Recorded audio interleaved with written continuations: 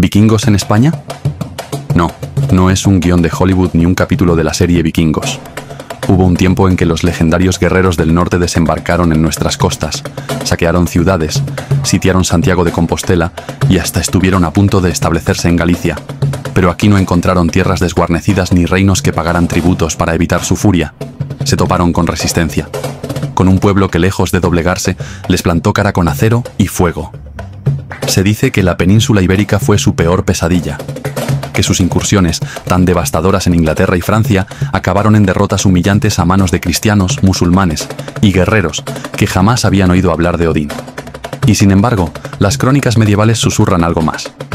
Hablan de un caudillo vikingo llamado Ulf el Gallego, un hombre del norte que, lejos de retirarse, pudo haber formado parte de nuestro mestizaje, dejando una huella oculta en la historia de España. Los vikingos vinieron con la intención de conquistar, pero ¿y si algunos acabaron quedándose?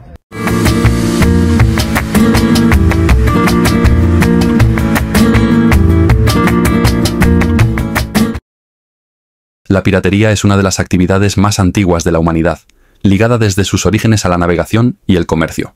Tan pronto como los hombres comenzaron a transportar mercancías por mar, surgieron grupos que se dedicaron a interceptarlas para su propio beneficio. A lo largo de los siglos, la piratería ha seguido un patrón claro.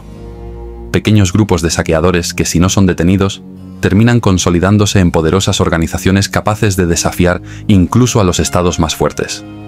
Algunas de estas facciones se convirtieron en auténticas potencias marítimas, aliándose con reinos y usando el mar como escenario de una guerra sin banderas. Tal fue el caso de Khayr ed-Din, conocido en España como Barbarroja, cuya flota puso en jaque al Mediterráneo hasta que su avance fue detenido en Lepanto por Don Juan de Austria. Pero mucho antes de Barbarroja, hubo otros piratas que aterrorizaron Europa. No eran simples ladrones de mar, sino guerreros organizados, hábiles navegantes y estrategas letales. Hombres forjados en la rudeza del norte, cuyo nombre aún resuena con fuerza: los vikingos. Los vikingos no eran un pueblo uniforme, sino una amalgama de clanes y reinos escandinavos que desde finales del siglo VIII comenzaron a expandirse por Europa. Para unos, eran comerciantes astutos, para otros, invasores despiadados. Su actividad en el Atlántico y el Mediterráneo alcanzó su punto álgido en el siglo XI, dejando su huella desde Escocia hasta el estrecho de Mesina. Los ingleses les llamaban a todos daneses, los francos, normandi, que significa hombres del norte, los cristianos del norte de la península ibérica, lordomani. El término viking hace referencia a la actividad de saquear, a vikinguear. Estos hombres no eran meros bandidos, eran sociedades organizadas con códigos de honor y leyes internas. Para los jóvenes de la nobleza normanda, embarcarse en una expedición vikinga no era un acto de desesperación, sino un ritual de formación. Su estrategia era precisa y letal. Establecían bases en islas cercanas a sus objetivos, desde donde lanzaban ataques rápidos y devastadores.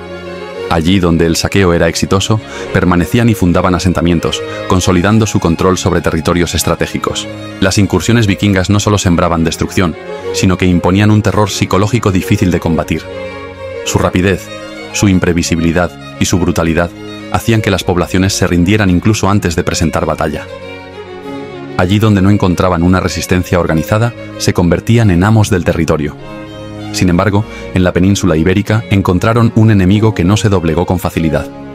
Desde el Cantábrico hasta Sevilla, los cristianos hispanos y los musulmanes de Al-Ándalus no solo resistieron sus ataques, sino que en varias ocasiones les infligieron derrotas aplastantes. Sus embarcaciones, diseñadas para la velocidad y la maniobrabilidad, les permitían atacar tanto puertos como ciudades situadas en el interior, remontando los ríos con facilidad. Pero allí donde la reacción fue rápida y los ejércitos respondieron con firmeza, su ventaja táctica se disipó. Las incursiones vikingas en la península fueron un recordatorio de una lección que la historia ha repetido incontables veces.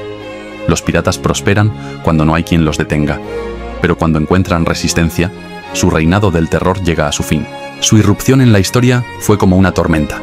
Ciudades arrasadas, monasterios en llamas, ríos teñidos de sangre. Europa entera quedó a merced de estos guerreros incansables, cuyo avance parecía imposible de detener. El debilitamiento del Imperio carolingio abrió la puerta a un siglo de incursiones sin piedad. Los vikingos supieron explotar el caos y cada verano sus naves surcaban los ríos de Francia asolando las poblaciones ribereñas. Entre estos saqueadores destacó Ragnar Lodbrok, el protagonista de la famosa serie de televisión, una figura que se mueve entre la historia y la leyenda. Para los francos era Reginerus, el danés que desafió al rey Carlos el Calvo. Tras recibir un feudo en Flandes a cambio de la paz, Ragnar vio su dominio arrebatado y respondió con brutalidad. Reunió una flota de 120 drácars y marchó sobre París con 5.000 hombres. El ataque fue devastador. Los francos, divididos entre ambas orillas del Sena, fueron masacrados. Ragnar no solo se limitó a vencer, sino que ejecutó a sus prisioneros en un islote del río como ofrenda a Odín, mientras el resto del ejército franco observaba aterrorizado. La moral del enemigo colapsó y los francos huyeron, dejando París expuesta. Cuando los vikingos irrumpieron en la ciudad, ya no había resistencia. La capital de los francos ardió. Antes de marcharse, el vikingo jugó su última carta. Exigió un rescate colosal de 2.500 kilos de plata para no quemar lo que quedaba de París. Sin medios para rechazar la amenaza, el rey tuvo que ceder. Los vikingos partieron, pero su huella quedó marcada en el corazón de Francia. París no fue la única en caer. Desde que los vikingos arribaron a Wessex en 787, los reinos anglosajones se vieron sometidos a incursiones cada vez más audaces. En 878, Alfredo el Grande se vio obligado a huir a una ciénaga antes de reorganizar su ejército y presentar batalla. Pero no fue hasta el siglo X cuando el poder vikingo llegó a su apogeo. La batalla de Maldon, en el 991, fue una de las grandes gestas de la resistencia sajona.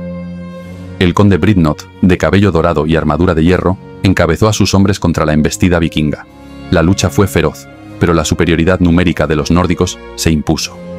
Bridnot cayó con su espada en la mano y los sajones fueron barridos.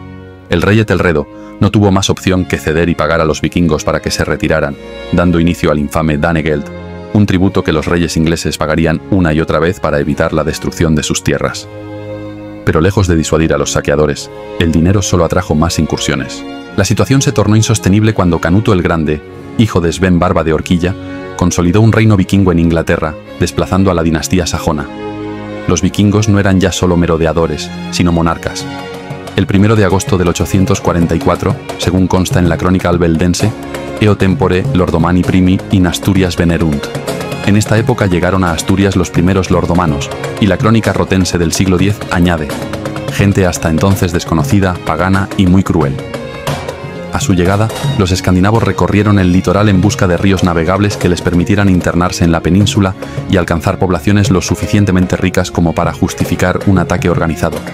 Sin embargo, no encontraron asentamientos de gran relevancia y continuaron su ruta hacia el oeste, bordeando la costa gallega hasta avistar la Torre de Hércules en Farum Brigantium, la actual A Coruña. Convencidos de que allí podrían obtener un botín mayor, intentaron tomar la ciudad de Clunia, pero los coruñeses ofrecieron una feroz resistencia y lograron rechazar el ataque. Se desconoce si los vikingos llegaron a La Coruña por casualidad o porque identificaron la Torre de Hércules, el faro romano más antiguo del mundo en funcionamiento, como un indicador de una ciudad importante. Sin embargo, su avance de unos 43 kilómetros en el interior sugiere que conocían de antemano la existencia de poblaciones ricas en la zona, como Iria Flavia, Lugo y más tarde Santiago de Compostela. Sin embargo, su osadía no quedó sin respuesta. El rey Ramiro I reunió un ejército compuesto por gallegos, asturianos y vascos, y marchó al encuentro de los invasores. En las escarpadas orillas del río Miño, los hombres del norte quedaron atrapados, teniendo que huir a la desesperada, perdiendo entre 60 y 70 naves enemigas. Las que consiguieron salvarse continuaron hacia el sur, con un destino aún más ambicioso, Sevilla. Los musulmanes de Al-Ándalus no esperaban semejante ataque. Las crónicas árabes describen el evento como una catástrofe. Sevilla cayó en manos de los invasores y fue saqueada sin piedad. Las mezquitas ardieron, la gente huyó despavorida y los vikingos sembraron el terror. Pero el emir de Córdoba, Abd al-Rahman II, reaccionó con rapidez. Mientras los invasores celebraban su victoria, su ejército se puso en marcha. Su general más brillante, Nasr, tendió una trampa entablada y esperó el momento justo para el contraataque. El 11 de noviembre, 1.500 vikingos salieron de Sevilla con la intención de continuar su racha de saqueos. No sabían que avanzaban directo hacia una emboscada. Cuando los musulmanes atacaron, los sorprendieron sin opción de retirada. La batalla fue un baño de sangre. 1.000 vikingos murieron en el combate, 400 fueron capturados y el resto huyó desesperadamente. La venganza fue brutal. Los prisioneros fueron ejecutados de la manera más despiadada, algunos enterrados vivos hasta el cuello con los caballos pasándoles por encima hasta aplastarles la cabeza totalmente. Sevilla cubrió sus murallas con más de 500 cabezas vikingas colgadas de las palmeras como advertencia a futuros invasores. El golpe fue tan devastador que, durante casi 15 años, los hombres del norte no volvieron a pisar la península. En el 858 volvieron a Galicia con 100 naves, al mando de Ibjorn, Costado de Hierro, y esta vez llegaron hasta las murallas de Santiago de Compostela, a la que los vikingos llamaban Jakobsland, Tierra de Santiago. Exigieron tributo para evitar el saqueo, y aunque al principio lo recibieron, no cumplieron su palabra. El conde Pedro reunió un ejército y los enfrentó en batalla. La derrota de los vikingos fue brutal. Perdieron 38 barcos y los supervivientes huyeron al sur, saqueando las aldeas a su paso. El capítulo más brutal de la guerra entre Galicia y los vikingos llegaría en el año 968, cuando Gunderedo, un caudillo escandinavo, dirigió una flota de 200 naves a las costas del noroeste peninsular. Bretoña, Iria Flavia, Lugo. Las ciudades fueron arrasadas una tras otra. Santiago de Compostela cayó en el caos, y su obispo Sisnando murió en combate intentando contener el avance enemigo. Los vikingos permanecieron en Galicia durante casi 3 años, gobernando como señores del terror. Pero el contraataque llegó con fuerza. El conde Gonzalo Sánchez, junto al obispo Rosendo, reunió un ejército y los enfrentó en la ría de Ferrol. La batalla fue una masacre. Gunderedo cayó en combate y su flota fue destruida.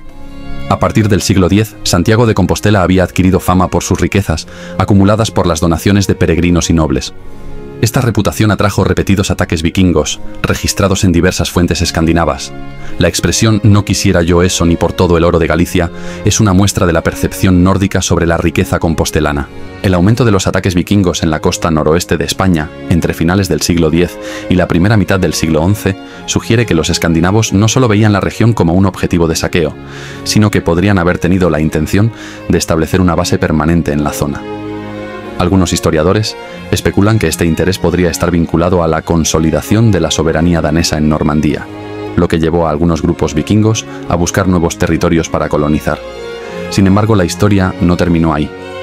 Un personaje semilegendario, Ulf el Gallego, que según la saga de los Canútidos, era un conde danés que, tras una expedición a Occidente, conquistó Galicia, saqueándola y amasando un inmenso botín. Tanto fue su impacto que en Dinamarca lo recordaron como Ulf el Gallego. Se dice que arrasó pueblos como Redondela y destruyó monasterios en las Islas Cíes, pero su dominio no duró mucho. En 1047, el obispo Cresconio lanzó una ofensiva contra los últimos vikingos en Galicia.